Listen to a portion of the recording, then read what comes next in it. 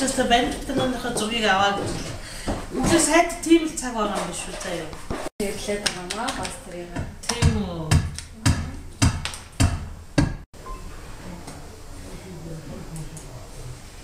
Олонхаа муруутай үйл ажиллагаанаас болоод унтны ус хомсддог гэж юм. Тэгэхээр олонхаа муруутай үйл ажиллагаанаас болж унтны ус хомсдохоос өөр ямар шалтгаанаар унтны усны хомсдолд ордог юм бэ? Ер нь унтны усны хувьд бол Баянгар аймгийн гурван булаг сүм бол нэлээд хүндрэлтэй мөнгө цэвдэхтэр оршдог юмсан байгаа. Тэгээ ер нь бол энэ унтны усны хомсдол үүсэх шалтгаан бол байгаль цагуурын одоо хөтөн зүйл, цөлжилт, одоо уур амьсгалын өөрчлөлтөөс болж орж болно. Мөн одоо аж ахуйн үйл ажиллагааны буруутай үйл ажиллагаанаас болж одоо унтны усны хомсдол үүсэх ийм нөхцөл үүсч болно. Баянгар аймгийн гурван булаг сүмийн адилхан тус нутагт албарлалтын явуулдаг J&J Gold компани буруутай үйл ажиллагаанаас болоод унтны усгаа болцлоо гэдэг. Тэгэхээр хэрвээ J&J Gold компани буруутай үйл ажиллагаанаас болоод унтны усны хомсдолд орсон бол энэ яавал шин нөгөөчлөөс ямар арга хэмжээ авдаг.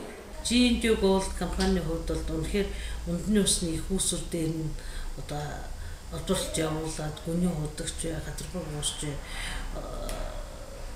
хомсдолд оруулсан байгаа бол байгаль орчин өвчлүүлсэн хохирлыг нь тооцож хохирлын төлөх ёстой. За мөн одоо унтны усны хомсдол үүсгэсэн байгаа бол усны нөөцийг шинээр ирж явах өөр их усрээс тэр улсуудыг усны их усрээс хангах ийм үүргийг бол 100% хүлээнэ.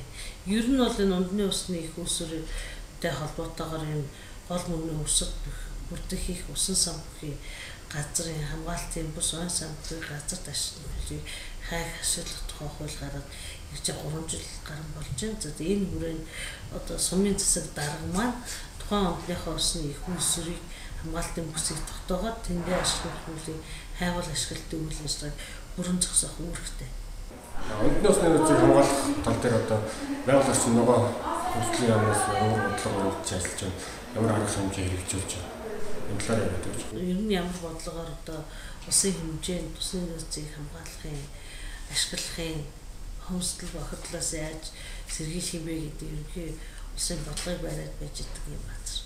Тэгээд энэ чиглэлээр маш олон юм хийгдэж байгаа. 2012 онд усны тухай шийдвэр батлагдсан, ус үндэсний хөтөлбөр батлагдсан байж байгаа.